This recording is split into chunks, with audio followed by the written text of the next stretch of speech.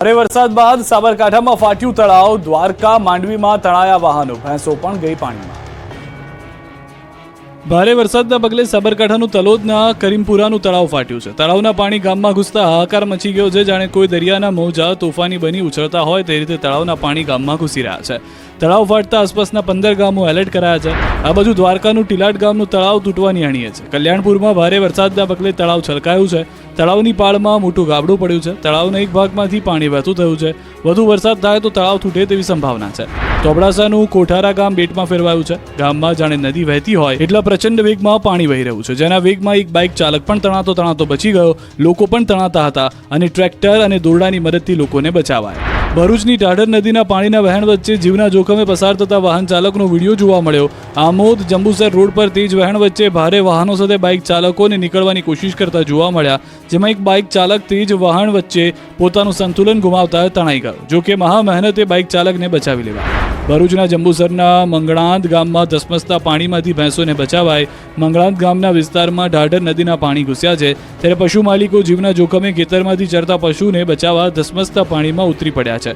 જોકે તંત્ર દ્વારા એલર્ટ હોવા છતાં પશુને નદીમાં તણાતા દેખાતા પશુ માલિકે પોતાના જીવને જોખમમાં મૂક્યો।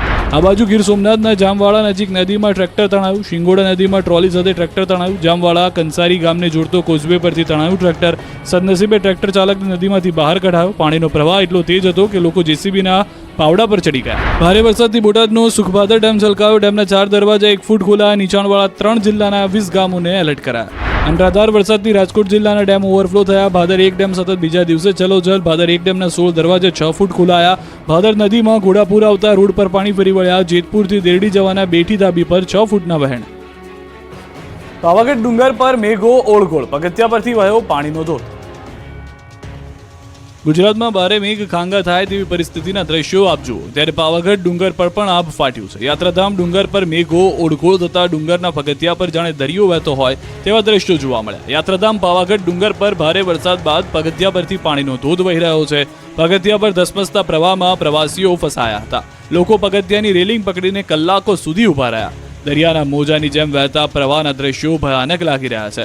નદીમાં જાણે પૂર આવ્યું હોય અને પાણી વહેતા થયા હોય એવા નયનરમ્ય દ્રશ્યો પહેલા જોવા મળ્યા, પરંતુ ત્યારબાદ કહેર જેવું થઈ ગયું। ભારે વરસાદના પગલે ડુંગર પર પ્રકૃતિ સોળે કળાએ ખીલી ઉઠી છે। જોકે ભક્તોની માતાજી સાથેની અતૂટ શ્રદ્ધા આ પાણીના વહેણમાં થઈ માતાજીના દ્વારે પહોંચાડી રહી છે। ભક્તો માતાજીના દર્શન કરી ધન્યતા અનુભવી રહ્યા છે। ટંકારામાં પૂરના પાણીમાં તણાયો યુવાન, બચાવો બચાવોની બૂમો પાડતો રહ્યો।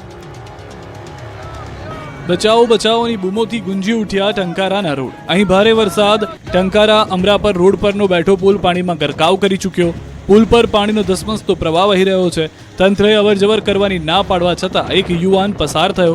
અધિકારીઓની વાત સાંભળ્યા વગર પૂરમાંથી પાણીમાંથી પસાર થવા જતાં યુવા તણાયો હતો। પ્રચંડ પાણીમાં યુવક તણાતા બચાવો બચાવોની બૂમો પાડી હતી। પાણીનો પ્રવાહ એટલો તેજ હતો કે યુવાન પાણી સામે ટકી ન શક્યો। દૂર જઈને એક પથ્થર પાસેથી રોકાતા ભારે જહેમત બાદ યુવક પ્રવાહને માત આપીને બહાર નીકળ્યો। પૂરના પ્રકોપ બાદ નેતાઓએ સંભાળ્યો મોરચો। સીએમએ જામનગરની લીધી મુલાકાત। વડોદરામાં સંઘવી કામે લાગ્યા। ગુજરાતમાં છેલ્લા 4 દિવસથી મેઘરાજાએ રૌદ્ર રૂપ ધારણ કર્યું છે। ભારે વરસાદ અને પૂરના કારણે સૌરાષ્ટ્ર કચ્છના મોટાભાગના જિલ્લાઓ પ્રભાવિત થયા છે। અનેક વિસ્તારોમાં જળબંબાકારની સ્થિતિ જોવા મળી રહી છે, ત્યારે પૂરગ્રસ્ત વિસ્તારમાં નેતાઓએ મોરચો સંભાળી લીધો છે। જામનગરમાં પૂરના પ્રકોપ બાદ જામનગર અને જામખંભાળિયા પહોંચ્યા હતા મુખ્યમંત્રી ભૂપેન્દ્ર પટેલ। તારાજી બાદ અસરગ્રસ્ત વિસ્તારોની સમીક્ષા કરી। જામનગરમાં રિવ્યુ બેઠક કરી ભારે વરસાદની સ્થિતિ અંગેનો તાગ મેળવ્યો। અધિકારીઓ પાસેથી અસરગ્રસ્ત વિસ્તારોની માહિતી મેળવી બાદમાં દ્વારકા અને જામખંભાળિયા પહોંચ્યા હતા। બાદમાં વડોદરા પહોંચી સ્થિતિ જાણી હતી। બીજી તરફ પૂરથી બેહાલ વડોદરાની સ્થિતિ ગૃહ રાજ્યમંત્રી હર્ષ સંઘવીએ પણ સંભાળી છે। હર્ષ સંઘવી વડોદરા પહોંચ્યા, સીસીટીવી કમાન્ડ એન્ડ કંટ્રોલ રૂમની મુલાકાત લીધી, વડોદરાની સ્થિતિ પર બેઠક કરી। હવે શહેરની સફાઈ માટે વધુ ટીમ મદદ માટે બોલાવી છે। પૂર દરમિયાન 118 ફીડર બંધ કરાયા હતા। 22 જેટલા ફીડર હાલ બંધ છે। રાત્રે 12 વાગ્યા સુધીમાં તમામ ફીડર ચાલુ કરાશે। વડોદરાની વિશ્વામિત્રી નદીના પાણીએ પથારી ફેરવી, અનેક ઘરોના હાલ બેહાલ થઈ ગયા। હવે લોકોની આંખોમાં પૂર। પાણીમાં જતું રહ્યું છે બધું, ઘર વખરી બધું જ ખાવા સુદ્ધાનું અનાજ પણ નથી। બાળકોને પણ સુદ્ધા જમવાનું કે નાસ્તો કે એવું કોઈ જ પ્રકારની અમને મદદ મળી નથી। પાણીની બોટલ સુદ્ધા પહોંચાડવાની જવાબદારી લીધી હતી। અમે એમને જોયા કરતા હતા કે કોઈ પણ મદદ અમને કરશે, એ લોકો અંદર સુદ્ધા આવ્યા નથી। વડોદરામાં વિશ્વામિત્રીના પૂરે પથારી ફેરવ્યા બાદ હવે કંઈક આ રીતે લોકોની આંખોમાં દુઃખ દર્દનું પૂર આવ્યું છે. આખું વડોદરા ડૂબી જતા અનેક લોકોના ઘરના હાલ બેહાલ થઈ ગયા છે. પૂરે ઘરમાં એવી પથારી ફેરવી દીધી છે કે લોકોના સપના પૂરમાં તણાઈ ગયા છે. લોકોની મહામહેનત એક ઝાટકે પૂરના પાણીમાં તણાઈ જતા લોકોની આંખોમાં આંસુ બંધ થતા નથી. અમિતનગરના લોકો રડતી આંખોએ પણ કહી રહ્યા છે કે પાણી ઓસર્યા બાદ પણ તંત્ર સંભાળ લેવા આવ્યું નથી. રસ્તા પર અને ઘરોમાં 8 ફૂટ જેટલા પાણી ભરાયા હતા. લોકોના ઘરમાં 3 ફૂટ પાણી ભરાયેલા છે. પાણીમાં બધું જ ડૂબી જતા લોકોને ભારે નુકસાન થયું છે. લોકોએ ખાધા પીધા વગર 2-3 દિવસ વિતાવ્યા છે. પાણી ઓસર્યા બાદ પરિવારજનોની ખબર અંતર પૂછવા આવતા સર્જાઈ રહ્યા છે કરુણ દ્રશ્યો. તો રહેણાંક વિસ્તારો અને કમર્શિયલ કોમ્પ્લેક્સમાંથી પાણી ઉતરી ગયા, પરંતુ સમા ઉર્મી સ્કૂલ રોડ નીચે આવેલ રોયલ પાલ્મ રેસિડેન્સી અને અર્થ ઇઓન કોમ્પ્લેક્સમાં હજુ પાણી ભરાયેલા છે. અહીં 3 દિવસથી લોકો ફસાયેલા છે. કોઈ બચાવવા આવ્યું નથી. આખો વિસ્તાર ડૂબેલો છે. બેઝમેન્ટમાં મોંઘીદાટ કાર ડૂબેલી છે, તો બ્રિજ પર પણ કારનો ખડકલો જોવા મળ્યો છે. બીજી તરફ પૂર બાદ વડોદરાના વાહનોની દશા જોઈ લો. વિશ્વામિત્રી નદીનો પ્રકોપ અને મેઘતાંડવ બાદ ભયાનક દ્રશ્યો જોવા મળ્યા. સમા ઉર્મી સ્કૂલ રોડ પર પાણી બાદના દ્રશ્યો જોવા મળ્યા. પાણી ઉતર્યા બાદ અકસ્માત થયેલી કાર અને મૃત હાલતમાં પશુ નજરે પડ્યા. આસપાસની સોસાયટીઓના રહીશોએ બ્રિજ પર વાહનો પાર્ક કરવાની ફરજ પડી છે. 20 કરોડના ખર્ચે બનેલો બ્રિજ હાલ માત્ર વાહનોના પાર્કિંગ માટે ઉપયોગમાં આવી રહ્યો છે. અહીં પણ પાણી પહોંચી જતા કારો તહેસ નહેસ થઈ ગઈ. પાણીની પુષ્કળ આવત બાદ માં રેવાના આકાશી દ્રશ્યો જોઈ અભિભૂત થઈ જશો. એસઓયુનો અદ્ભુત આકાશી નજારો જુઓ. અદ્ભુત આકાશી દ્રશ્યો છે નર્મદાના કેવડિયાના. અહીં મેઘ મહેર બાદ પ્રકૃતિ સોળે કળાએ ખીલી ઉઠી. ઉપરવાસમાંથી પાણીની પુષ્કળ આવક થતા ગુજરાતની જીવાદોરી સરદાર સરોવર છલકાવાની તૈયારીમાં છે. ઉપરવાસમાંથી પાણીની આવક સ્થિર થતા સરદાર સરોવર નર્મદા ડેમની જળસપાટી થઈ ગઈ છે સ્થિર. નર્મદા ડેમની જળસપાટી 134.21 મીટર પહોંચી છે. ડેમની મહત્તમ સપાટી 138.68 મીટરે પહોંચી. તો ઉપરવાસમાંથી 2,40,339 ક્યુસેક પાણીની આવક ચાલુ. તો નર્મદા ડેમના 10 દરવાજા 2 મીટર સુધી ખુલ્લા કરાયા છે. જ્યારે નદીમાં કુલ 1,91,194 ક્યુસેક પાણીની આવક. ત્યારે નર્મદા ડેમમાંથી પાણી છોડવામાં આવતા સ્ટેચ્યુ ઓફ યુનિટીના અદ્ભુત દ્રશ્યો જોવા મળ્યા.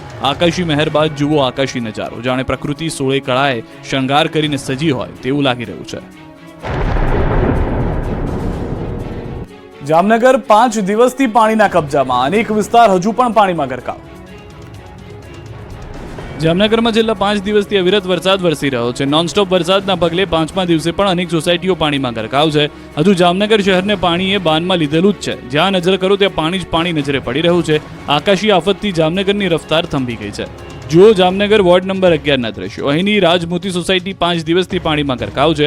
રોડ પર જાણે નદી વહેતી હોય તે રીતે પાણીનો પ્રવાહ વહી રહ્યો છે. લોકોના ઘરમાં 4-4 ફૂટ પાણી ઘૂસી જતા 5 દિવસથી ખાધા પીધા વગરના તડફડિયાર મારતા જોવા મળ્યા. દૂધ પણ મળતું નથી. તો તેની સાથે જે વિસ્તારમાં પાણી ઉસરી ગયા છે ત્યાં હવે કિચડનું સામ્રાજ્ય છવાયું છે. જામનગરના વિભાપરના ભગવતી પાર્કમાં જોવા મળ્યા તારાજી પછીના દ્રશ્યો. ચોતરફ પાણીમાં દિવસો વિતાવ્યા બાદના દ્રશ્યોએ અનેક પરિવારોને હેરાન પરેશાન કરી દીધા. પૂરના પાણી તો ઓસરી ગયા, પરંતુ હજુ પણ કાદવ કિચડનું સામ્રાજ્ય જોવા મળતા તેને સાફ કરવામાં સ્થાનિકોને લાગી ગયો છે અનેક સમય. વરસાદી પૂર બાદ ઘરોમાં પાણી ઓસરતા રોગચાળાની ભીતિ સેવાઈ રહી છે.